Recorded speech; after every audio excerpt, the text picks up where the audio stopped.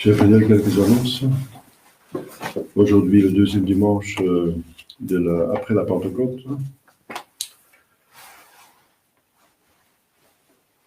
Donc après la messe, il y aura donc l'exposition du Très Saint-Sacrement. C'est le premier dimanche du mois et nous sommes entre la fête du Saint-Sacrement et la fête du Sacré-Cœur.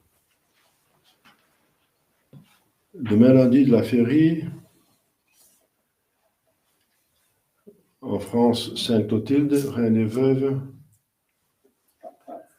Mardi, Saint François Caracciolo, confesseur. Mercredi, Saint Boniface, évêque et martyr. Jeudi, Saint Norbert, évêque et confesseur. Et vendredi, fête du Sacré-Cœur de Jésus. Dans le droit canon, c'est une fête obligatoire, comme la fête de Dieu de jeudi dernier, mais à cause de la Révolution française et la pousse des francs-maçons, etc., le pape a dû faire un concordat après la Révolution, et voilà, le résultat, c'est qu'il ne reste que 4 fêtes obligatoires en pratique. Dans le droit canon, il y a plus que 10, mais en pratique. Et avant, c'était donc chômé, avant la Révolution, c'était chômé, ces fêtes. Donc, vendredi, fête du Sacré-Cœur de Jésus, mais ce n'est pas une journée obligatoire, mais vous êtes quand même invité. S'il y a assez de personnes, on peut faire le salut devant ce sacrement encore. Samedi de la Sainte Vierge au samedi. À Marseille, Notre-Dame de la Garde. Dimanche prochain, 3e dimanche après la Pentecôte.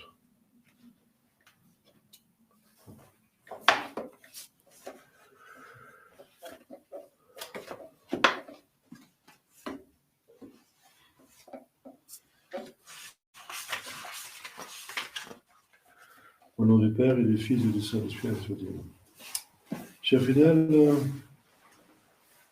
je commence à répondre à une question,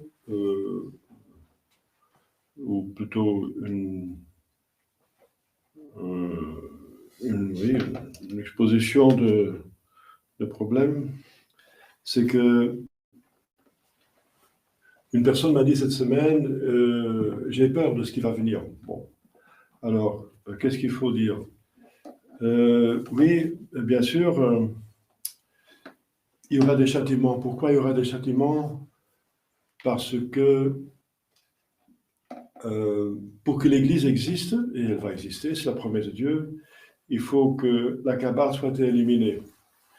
Qu'on est ici dans une ferme, que les frères catholiques ne sont pas dans les églises officielles, qu'il n'y a pas de pape à Rome, qu'il y a peu d'évêques qui sont validement ordonnés. Ceux qui sont validement ordonnés, on a encore peu qui sont vraiment en ordre avec l'Église selon ce qui concerne le schisme et l'hérésie. Ils sont vraiment catholiques. Et il y a peu de prêtres aussi, n'est-ce pas, qui restent. Et où sont les fidèles, n'est-ce pas? Et voilà. Donc l'Église va rester va demeurer jusqu'à la fin des temps. Et en même temps, tout homme va aller au ciel. Ça, c'est aussi un fait. Dieu est bon, donc il a créé tout homme pour le ciel. Une autre vérité que vous connaissez, c'est qu'on peut aller au ciel que par l'Église. Donc il faut que l'Église fonctionne bien. Alors, c'est toutes les raisons pourquoi Dieu doit intervenir, puisque l'Église ne fonctionne pas bien. Qu'est-ce qui arrête l'Église de bien fonctionner? Eh bien, c'est la cabale. Ce sont des gens tout-puissants qui ont pris avec les siècles, c'est duré des siècles, l'argent et le pouvoir. Et comme vous savez, derrière les coulisses, ils ont acheté nos dirigeants. Vous voyez ça par vous-même, que nos dirigeants ne tiennent plus à cœur le bien du peuple. Alors, vous voyez ça par vous-même, c'est le constat, ce sont des faits. Comment ça se fait? Quoique vous avez été élus et vous les payez, eh bien, c'est parce qu'ils sont achetés par derrière, encore plus d'argent par la cabale. Pourquoi? eh bien, pour éliminer à peu près 8 milliards de personnes et pour garder 500 millions qui seront leurs esclaves. Ça, c'est le nouvel ordre mondial en réalité. Voilà, donc tout ce qui va mal, la plupart des choses qui vont mal, c'est organisé par la cabale et par nos propres dirigeants.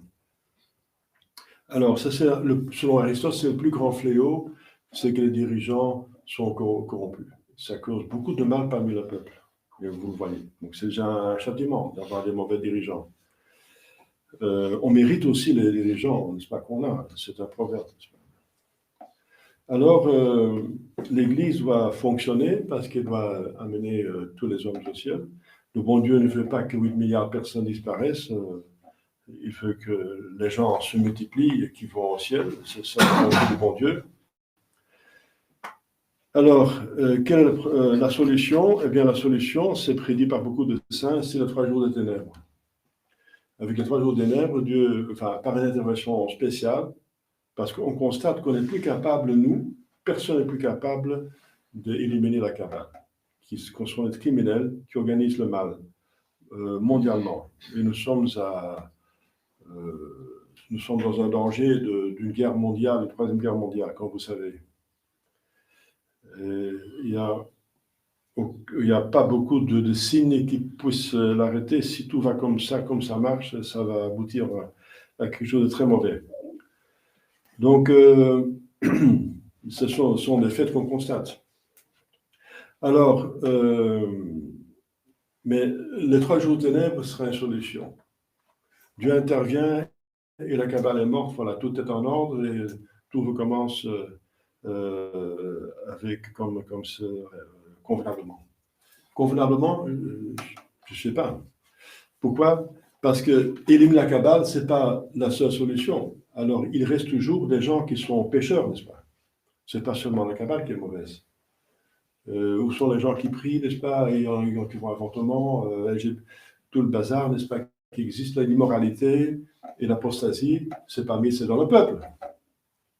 Alors, il faut pas qu'on se débarrasse du mal, et ensuite le peuple, qu'est-ce qu'il va faire? Il va continuer à vivre comme il vit maintenant, sans Dieu, n'est-ce pas, sans religion, en faisant n'importe quoi.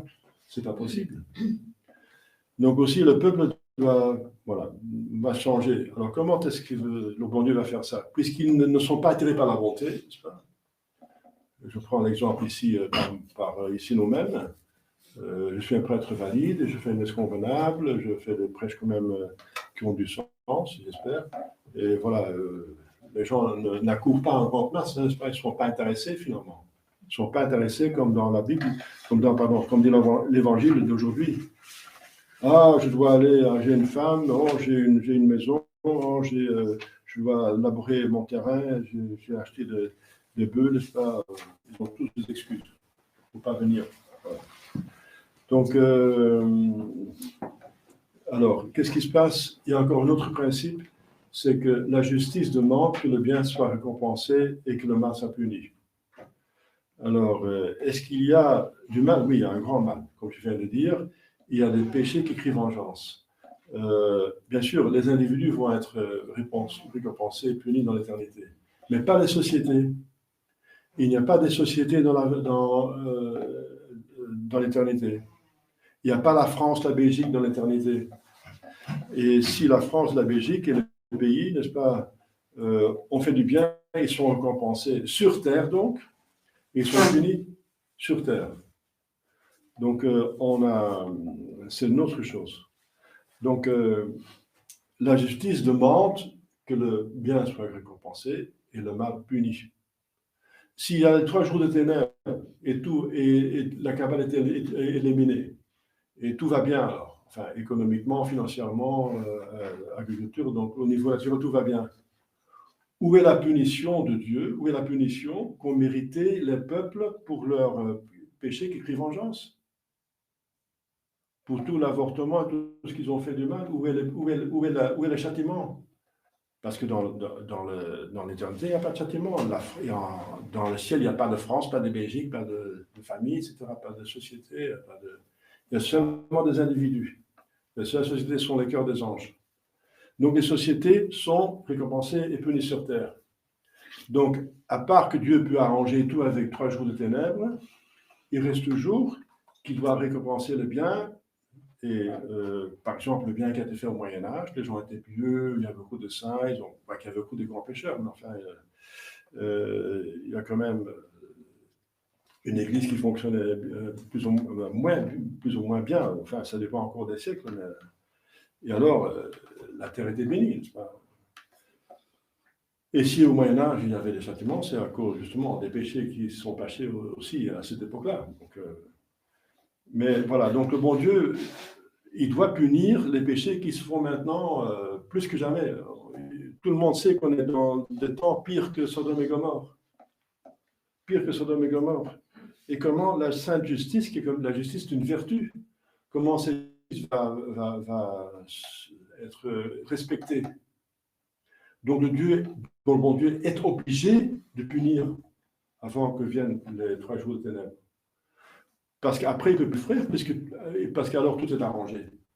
Donc il est obligé de punir avant les 3 jours de ténèbres, justement pour satisfaire la justice. Et une autre chose, si les 3 jours de ténèbres arrivent et la Kabbale est éliminée par les 3 jours de ténèbres, alors le peuple n'est toujours pas converti. Alors il faut que la deuxième raison pourquoi Dieu va intervenir, parce que le peuple doit se convertir et il n'écoute pas la bonté. La preuve, c'est que je prêche, je fais mon possible. Vous voyez par vous-même comment cette paroisse elle augmente. Donc les gens ne veulent pas se convertir. Ils veulent continuer leur petite vie, n'est-ce pas, qui est souvent, la plupart, finalement, ça remonte au péché mortel, n'est-ce pas? Et péché mortel, c'est parce que le bon Dieu veut. Le bon Dieu veut amener les gens au ciel, pas à l'enfer. Donc, il faut encore qu'il veut, comme dit l'Évangile, alors presser les gens d'entrer. Comme un bon père, il ne peut pas supporter que ses enfants vont dans la ruine. Il va faire une pression au maximum pour les obliger de devenir heureux. Et c'est insister, n'est-ce pas? Et si, voilà.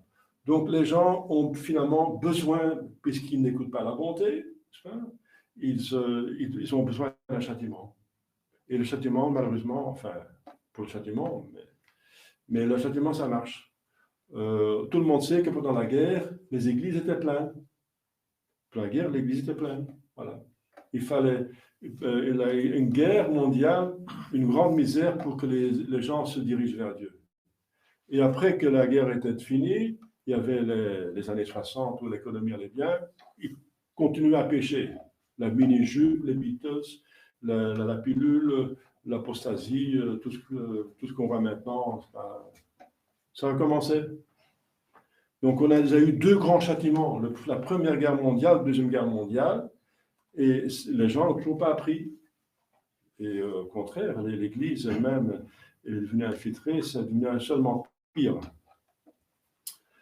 Eh bien, donc, une autre raison pourquoi il y a des châtiments, c'est que pour convertir les gens, s'ils ne suivent pas à cause de la carotte, il ne reste que le bâton, n'est-ce pas, pour faire marcher l'âne.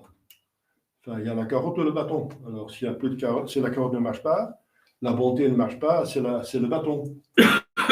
Donc, c'est pour ça qu'il y aura des châtiments, n'est-ce pas, qui sont proportionnés. Il faut tel châtiment pour la France, pour la Belgique, etc., pour que les gens se mettent à genoux et reconnaissent Dieu et demandent pardon pour leurs péchés. Tel châtiment il faut. Bon, ils vont venir parce que Dieu est bon. Il veut que nous allions au ciel, qu'on ne se perd pas, n'est-ce pas? En tout cas, même naturellement, ça ne marche plus comme je viens de dire. Donc, il y a 2 raisons pourquoi les châtiments sont absolument nécessaires. C'est pour convertir les gens, tout simplement, qui doivent aller au ciel, qui vont en enfer, même sans Kabbale. Et deuxièmement, parce que les sociétés doivent être... la justice exige, la justice qui est une vertu, exige que le bien soit récompensé et le mal puni. Donc le mal est énorme maintenant parmi le peuple, donc le châtiment soit énorme, proportionné. La justice est aussi proportionnée. Il faut payer autant qu'on a fait de dettes, n'est-ce pas? Si on a volé 20 euros, il faut restituer 20 euros. Si on a volé 20 000 euros, il faut restituer 20 000 euros. La justice demande une proportion. Il faut réparer, proportionné au mal qu'on a fait. Voilà. Donc le châtiment sera proportionné au mal qui se fait. Alors il y a des péchés qui crient vengeance en abondance maintenant. Donc il y aura un châtiment en abondance. Ça c'est logique. Donc c'est ces deux raisons pour qu'il y ait des châtiments. Et ensuite seulement, quand les gens sont convertis, ils méritent voilà, Dieu, si les gens se demandent pardon, Dieu est toujours miséricordieux. Toujours. Toujours. Si on est repentant de ses péchés, Dieu remet les péchés. Ça, c'est sa bonté qui vient. Alors, sa justice cède pour la bonté, pour la miséricorde. Mais si on est têtu dans le mal, la miséricorde ne peut pas agir, parce que la miséricorde agit seulement sur un cœur repenti. Le regret du péché, c'est la condition pour la miséricorde. Voilà. Alors, donc, et alors, le bon Dieu, quand on sera repenti, le bon Dieu peut nous délivrer de la cabale. Mais ça va ensemble avec un grand pape et un grand que les autorités soient bonnes autorités, n'est-ce pas? Voilà, c'est tout simple, n'est-ce pas? Alors, le principe, c'est que si on fait du bien, on est récompensé, si on est mal, on est châtié, c'est fondamental. Eh bien, il ne faut pas avoir peur. Soyez en état de grâce, n'est-ce pas? Ça, c'est fondamental, c'est ça le point, l'état de grâce. En état de grâce, on est ami avec Dieu, l'état de péché mortel, on est ennemi de Dieu. On mérite le châtiment, même l'enfer, si on se convertit pas. Donc, mettez-vous en état de grâce, et ensuite, voilà, priez, et vous serez priés, et vivez convenablement, selon les 10 commandements, et priez, comme la Sainte Vierge demande, prière et pénitence, et vous serez toujours bien, vous serez dans la paix, vous aurez des grâces, la force, n'est-ce pas, et le nécessaire. Parce que mon Dieu veut que l'Église continue, qu'on sera protégé, parce qu'on a fait du bien, on est récompensé. On est dans un îlot, n'est-ce pas? On a des anges qui vont nous protéger, il y a une protection, donc il ne faut pas avoir peur. Si vous êtes amis avec Dieu, vous ne devez pas avoir peur. Ceux qui doivent avoir peur, c'est les gens qui ne sont pas en ordre avec le bon Dieu. Voilà, ça c'est la réponse. N'ayez pas peur, soyez en état de grâce, mais n'ayez pas peur. Et faites ce que vous pouvez. Suivez la Sainte Vierge qui donne la solution, ça veut dire prière et pénitence, voilà. Et bien sûr, et tout le reste des commandements. Et voilà, donc c'est clair, je pense que c'est clair. C'est clair. Donc il ne faut pas des prophéties pour savoir ce qui va se passer. Avec les principes que je donne, on constate les faits, on se connaît le catéchisme, comment agit Dieu, la justice, la miséricorde, comment il fonctionne. Eh bien, on peut savoir par soi-même. On n'a plus besoin des prophéties. Mais les prophéties ajoutent encore des détails, bien sûr.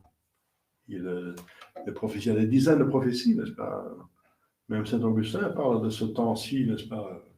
Parce que c'est un temps très spectaculaire, apocalyptique, puisque ça n'a jamais arrivé que l'Église a perdu son pape pendant 60 ans.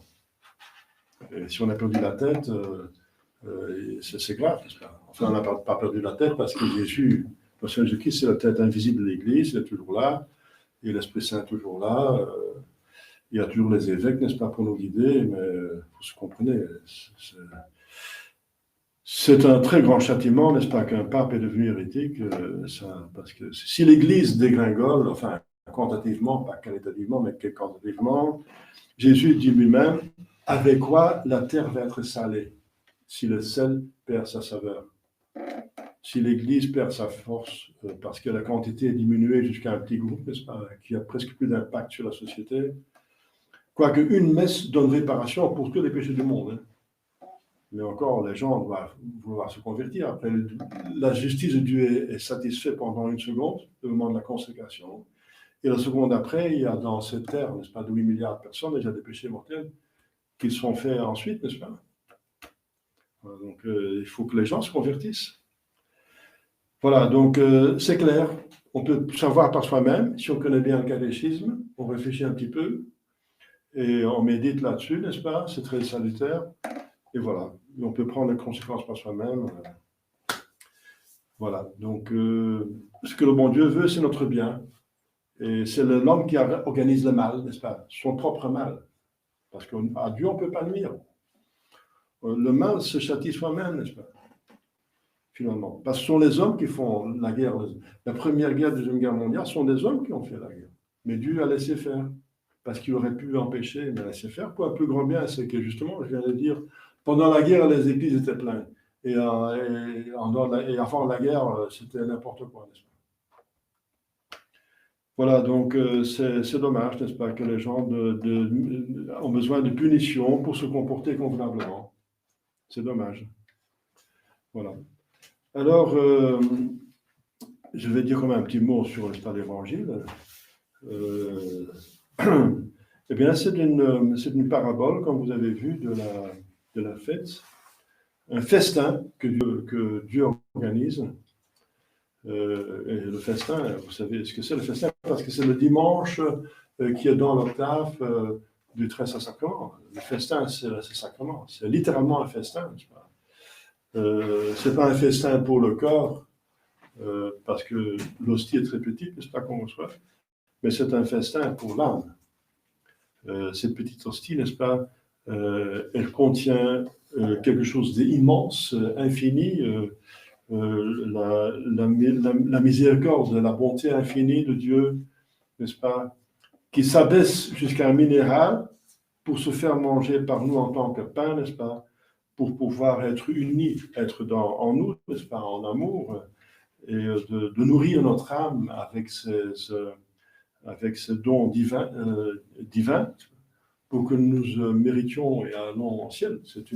C'est une force qui est donnée à notre âme pour aller au ciel. C'est comme la nourriture donne la force du corps pour continuer. C'est une nourriture pour l'âme. Et nous sommes totalement indignes et on ne voulait pas se communier par respect du bon Dieu, comme Saint Pierre disait, éloignez-vous, Seigneur, je suis un pauvre pécheur. Mais c'est parce que Dieu le veut. Il dit, si vous ne mangez pas mon corps, vous n'allez pas au ciel. Donc il veut que nous participons. Il veut établir avec nous cette unité qu'il a avec son Père. Il en parle, n'est-ce pas, ailleurs. C'est comme je suis avec mon Père et il vient de son Père, il reçoit l'être de son Père, le Père est engendré, le Fils engendré par le Père, Dieu le Fils. Eh bien, il veut que cette même relation qu'il a avec le Père, nous l'avons avec lui. Que nous avons son origine avec lui, c'est le baptême, et que nous grandissons, que nous participons à tout ce que Jésus a, autant qu'il peut nous communiquer à une pauvre créature, il veut nous communiquer, et la plus belle chose qu'il peut communiquer, c'est la divinité tout simplement. Le ciel, c'est une participation en divinité, donc la nourriture, c'est une communication, n'est-ce pas? La nourriture que nous prenons devient notre corps, et c'est pour signifier Jésus qu'en se donnant dans la communion, il veut donner, il veut que nous devenons Dieu autant que possible. Vous serez des dieux, dit avec un petit d, bien sûr, des fils de Dieu, adoptifs, pas comme lui, un fils naturel, qui a la même nature que son père, ça veut dire Dieu, mais adoptif, mais quand même des fils qui participent, parce qu'un fils adoptif, il habite dans la maison, il a l'héritage, il est traité comme le vrai fils, voilà. Donc, c'est pas rien, n'est-ce pas, d'être fils adoptif de Dieu, les filles adoptives de Dieu. C'est ça notre bonté de Dieu, n'est-ce pas? C'est ça la fête qui commence sur terre, mais sur terre, elle est encore invisible, elle est dans la foi. Mais en réalité, la foi nous fait connaître la réalité qu'on ne voit pas, parce que nous sommes aussi animaux, et l'animal, il ne voit pas le monde spirituel. Les animaux ne voient pas le monde spirituel. Essayer de débiter à un âne ou une poule, n'est-ce pas, les fables de La Fontaine, ne va pas comprendre. Les animaux ne captent pas la spiritualité. Notre corps ne capte pas la spiritualité. Nos yeux, donc c'est notre âme, l'esprit qui capte la spiritualité. Mais l'esprit est invisible. Donc, c'est pour ça qu'on a besoin de la foi. Mais on ne jouit pas sur la terre. Parce qu'après, toujours, l'esprit est toujours invisible, mais un esprit peut quand même capter un autre esprit. Donc, les bienheureux voient Dieu et jouissent de Dieu d'une manière spirituelle, mais beaucoup plus intense que le corps, parce que l'esprit est toujours plus fort est plus noble et plus parfait que le matériel, que le corps, l'esprit. Donc cette jouissance est au-dessus. Donc il faut vivre de la foi, n'est-ce pas? La foi, c'est quelque chose de réel, c'est pas quelque chose d'imaginé pour se consoler. Non, c'est une réelle. La foi, c'est un moyen pour connaître la réalité, la vraie, la plus importante. Dieu, les armes, le ciel, la grâce, et tout ce que vous connaissez par la catéchisme, n'est-ce pas? Pour ça, il faut la foi. Donc il faut vivre dans la foi, mais une foi vive, comme si vous voyez en réalité avec vos yeux toutes ces réalités. Le ciel, le purgatoire, l'enfer, Dieu, n'est-ce pas? Même le diable. Si vous verrez ces réalités, vous ne pécherez plus. Hein. Mais justement, c'est parce que notre foi est trop faible, n'est-ce pas? On ne prend pas ça assez au sérieux. Alors, tous ces donc excuses ne valent pas, voilà, c'est la triple concupiscence, la concupiscence de l'esprit, des yeux, du monde, n'est-ce pas? J'ai une femme, je dois travailler je viens d'acheter des bœufs, je vais essayer les bœufs, n'est-ce pas? S'ils fonctionnent bien, si c'est un bon achat. J'ai une maison que je viens d'acheter, je dois m'occuper avec cette maison. D'accord, ça peut être des excuses pour une occupation, n'est-ce pas, telle quelconque, mais pas pour l'occupation que nous connaissons par derrière. Ici, c'est une fête dans la parabole. Mais en réalité, c'est notre destinée, c'est notre salut. Il s'agit de la chose plus importante. À quoi sert une maison, une femme, des bœufs, n'est-ce pas, un champ, si vous vous damnez? Ça sert à rien, n'est-ce pas? Vous allez regretter dans l'éternité que vous avez choisi pour la chose la moins importante, n'est-ce pas? Donc, par rapport à cette fête, n'est-ce pas, qui est une fête divine, n'est-ce pas, qui a dessiné notre âme, le reste, on va le céder, n'est-ce pas? Justement, il faut choisir après le péché originel, il faut sacrifier. Avant le péché originel, le sacrifice n'était pas grand, il ne fallait pas toucher de l'arbre de la connaissance. Mais il avait assez de connaissances, il avait la chance infuse. Mais encore, voulait-il savoir ce que ça fait de pécher, l'expérience de péché. Voilà. Donc, il voulait savoir, avoir cette connaissance, comment ça sent, comment ça fait, qu'est-ce que ça donne, il faut l'essayer, comme les gens sont invités à essayer la drogue, le sexe, avant le mariage. Il faut avoir essayé, il faut avoir, c'est ça le péché de l'enrière. On veut savoir ce que c'est péché, n'est-ce pas? Aller contre la volonté de Dieu. Finalement, on sera comme Dieu alors, parce qu'on se fait son égal alors. Parce que c'est moi qui décide du bien et du mal, ça va être quelque chose d'intéressant, d'être l'égal de Dieu, n'est-ce pas? De ne pas faire sa volonté, mais ma volonté, contre lui. Eh bien, on va voir ce que ça donne, voilà. La connaissance du mal. Eh bien, c'est le seul sacrifice qu'il devait faire, ne pas le faire. Est-ce que c'est un sacrifice? Non, c'est un témoignage d'amour de Dieu, n'est-ce pas? Alors, mais après la chute, bien sûr, on a besoin de sacrifices pour réparer tous les péchés. Pas seulement d'Adam et Ève, mais pour nos propres péchés. Mais la grâce est là. Et ceci est une grâce extraordinaire. C'est déjà un avant-goût du ciel, n'est-ce pas? Si on est en état de grâce, n'est-ce pas? On est fervent, on communie, on a des grâces, on a des consolations, n'est-ce pas? Mes chers fidèles, ayons un très grand respect pour ce sacrement, ce banquet de l'Eucharistie, l'appel à la foi et au salut, n'est-ce pas? Par ce moyen, vous voyez quel moyen Dieu utilise pour nous amener la Sainte Communion, n'est-ce pas? La dévotion à la Sainte Messe. Vous avez la chance d'avoir une Sainte Messe parmi vous, une messe qui est valide. Donc c'est bien de venir aussi en semaine pour profiter, n'est-ce pas, de la messe de la communion et l'adoration du Saint-Sacrement au moment de la consécration. Le prêtre monte le sacrement. Vous savez, au Moyen-Âge, les gens allaient spécialement dans les grandes églises et c'est pour ça qu'on sonnait les cloches avant la consécration et pendant la consécration. Juste avant la consécration, à l'Inquisitoire, on sonnait la cloche pour que les gens savaient, la consécration va arriver, on va entrer dans l'église pour adorer le Saint-Sacrement. Jésus, la croix qui vient. Là. S'ils n'avaient pas le temps pour suivre toute une messe, ils venaient juste pour assister à la consécration. C'était une belle dévotion, n'est-ce pas? Et on était avertis par une cloche que l'on sonnait. C'est pour ça qu'on faisait ça, n'est-ce pas, encore dans nos régions, avant le concile. On sonnait la cloche comme le servant sonnait la cloche, on sonnait en même temps la clochette dans l'église, on sonnait la cloche en dehors.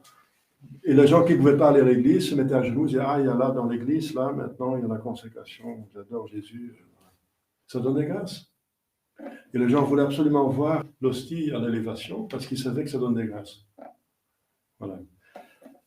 Donc, moi, en Hollande, quand j'étais supérieur, n'est-ce pas, de la Hollande, de la fraternité, il y avait une église qui était restaurée. Eh bien, moi, j'ai installé une cloche et le servant avait un bouton, n'est-ce pas, avec un bouton sur lequel il pouvait appuyer et il sonnait et après le bouton et il faisait sonner la cloche. Bon, si les gens ne sont pas, dans les environs, ne sont pas croyants, ça ne sert à rien, finalement. C'est pour des peu de gens qui étaient là, qui pouvaient dans la semaine pas venir à la messe, qui entendaient qu'il y avait la consécration. Donc j'ai fait la chose. Je l'ai organisé, cette vieille coutume. Mais à quoi ça sert, n'est-ce pas, maintenant, malheureusement? Comme faire la procession de ce sacrement, c'est interdit, n'est-ce pas? Au début, c'est interdit même d'assister à la consécration par les gens qui ne savaient pas de quoi il s'agit. Les gens les convertis, les catéchumènes, qui ne savaient pas encore ce que c'est l'hostie, ils ne pouvaient pas assister à la deuxième partie de la messe, ils devaient se quitter. Et la procession de ce sacrement est seulement arrivée au XIIIe siècle. Au XIIIe siècle, en plein Moyen-Âge, quand tout le monde était croyant, alors on peut sortir notre Seigneur dans les rues. Mais parce que les gens croient tous que c'est Dieu, n'est-ce pas? Alors il a l'honneur de Dieu dans les rues. Mais maintenant qu'il n'y a plus personne qui croit, n'est-ce pas? On ne peut pas faire, comme c'était interdit par l'Église, de laisser quelqu'un qui ne savait pas ce qui se passe, n'est-ce pas, d'assister à la consécration. Vous ne pouvez pas. Vous savez pourquoi? J'ai expliqué ça déjà. Enfin, si les gens ne savent pas, je vous répète pour terminer. Pourquoi? Parce qu'en tout cas, il pêche. Si quelqu'un ne sait pas ce qui se passe, il ne connaît pas le mystère du XIIIe sacrement, pour connaître le XIIIe sacrement, il doit savoir que Dieu existe, que Dieu est Trinité, que Dieu est personne c'est fait homme, qu'il est mort pour nos péchés, et qu'il a laissé le sacrement, et que le Xème sacrement, c'est le sacrement de l'autel. Donc, il faut tout un catéchisme pour l'expliquer ce qui se passe. Et ça prend du temps. Donc, s'il n'a pas eu ça, n'est-ce pas, il ne peut pas savoir ce qui se passe. Alors, s'il assiste, il va à la consécration que tout le monde adore, il peut faire deux choses. Il adore ou il n'adore pas. S'il adore, il ne sait pas que c'est Dieu. Il pense que c'est un morceau de pain. Adorer un morceau de pain, c'est un péché mortel. C'est l'idolâtrie. Donc, il peut pas. Et s'il n'adore pas, parce qu'il dit c'est un morceau de pain, je ne sais pas ce qui se passe, je ne vais pas adorer, il va être scandalisé que les autres adorent, et lui, il ne va pas adorer, et il va aussi blesser notre Seigneur qui est là, parce qu'il est là, Jésus est là, et lui, il n'adore pas. Donc, dans les deux cas, il va pécher. Donc, c'est pour ça qu'il ne pouvait pas insister. C'est pour ça qu'on ne peut pas apporter le Saint-Sacrement dans les rues, parce que les gens qui sont dans la rue, qu'est-ce qu'ils vont faire? Mais ils ne vont pas s'agenouiller, ils vont rien faire. Dieu est là, ils vont dire qu'est-ce qui se passe là? Il porte un monstre, quelque chose dans sa main, le prêtre, un baldaquin, beaucoup de cloches, de cérémonies. Pourquoi porter quoi? Un morceau de pain? Mais on ne comprend pas. Qu'est-ce qui se passe là? Alors, donc ils ne vont pas comprendre. Et alors, et distribuer des tracts, n'est-ce pas, pour expliquer la transubstantiation, ça ne marche pas. La personne a besoin d'un catéchisme pour comprendre ce qui se passe. Ça ne passe pas en 10 secondes, n'est-ce pas? Donc, l'Église a toujours interdit que les gens regardent le Saint-Sacrement quand ils ne savent pas ce que c'est. Interdit. Et l'Église était sous l'inspiration du Saint-Esprit quand même, n'est-ce pas? Elle ne s'est pas trompée, elle est infaillible dans ce sacrement. Et la preuve, c'est que Jésus a seulement demandé la fête du sacrement en plein Moyen-Âge. Ça, c'est le haut Moyen-Âge. Le XIIIe siècle, c'est le siècle de saint Thomas d'Aquin, de saint François d'Assise, de saint Dominique. C'est le haut Moyen-Âge, n'est-ce pas? C'est le sommet du Moyen-Âge, le XIIIe siècle. Et tout le monde croyait. Tout le monde avait la foi. Alors, on part avec notre Seigneur dans les rues. Oh, toute la société qui adore Dieu. Magnifique, quelle fête, n'est-ce pas? Dieu règne. Voilà, c'est le règne de Dieu. Et c'est un Dieu qui se donne comme nourriture. C'est magnifique, cette fête. C'est ça. Et c'était institué le XIIIe siècle en plein Moyen-Âge. Et avant, Dieu n'en voulait pas. C'est pas que Dieu s'est trompé ou que l'Église manquait quelque chose. Ah non, elle peut jamais, elle est toujours indéfectible. Il n'y a pas de défaut. C'est un dogme que l'Église est indéfectible. Donc, avant la fête de ce sacrement, l'Église était totalement en ordre, même sans cette fête. Pourquoi? Eh bien, pour que je vais expliquer, parce que cette fête n'est pas possible si les gens ne croient pas, ou il y a une partie des gens qui ne croient pas. C'est interdit à des personnes. C'est pour ça que si vous venez amener des gens à la messe, qui vous veulent convertir, ce n'est pas une bonne idée de les amener à la messe. Il faut d'abord qu'ils aient un catéchisme. D'abord un catéchisme et la messe vient en dernière. Comment dire à un athée, il faut venir à la messe, mais il ne sait même pas que Dieu existe. Il faut commencer de donner les preuves d'existence de Dieu, etc. Il faut amener les gens petit à petit. Et s'ils viennent à la messe, d'accord, ils peuvent assister, moi je ne demande pas mieux, mais à condition qu'ils savent ce qui se passe. Sinon, on ne peut pas, l'Église interdit. Voilà. C'est pour ça, n'est-ce pas, que, voilà. C'est pour ça que je fais un salut de Saint-Sacrement, pour vous, mais que je ne vais pas dans la rue avec une procession, n'est-ce pas, pour faire insulter notre Seigneur. C'est interdit par l'Église, voilà. Et s'il y en a des gens qui se disent traditionnalistes, ils y font quand même, eh bien, ils font n'importe quoi. Ils n'ont pas l'esprit de l'Église. C'est dommage. Demandons à la Sainte Vierge, n'est-ce pas, pour avoir un grand respect, n'est-ce pas, un grand cœur, n'est-ce pas, une reconnaissance de la vraie foi et de la vivre. Au nom du Père et du Fils et du Saint-Esprit, ainsi soit-il.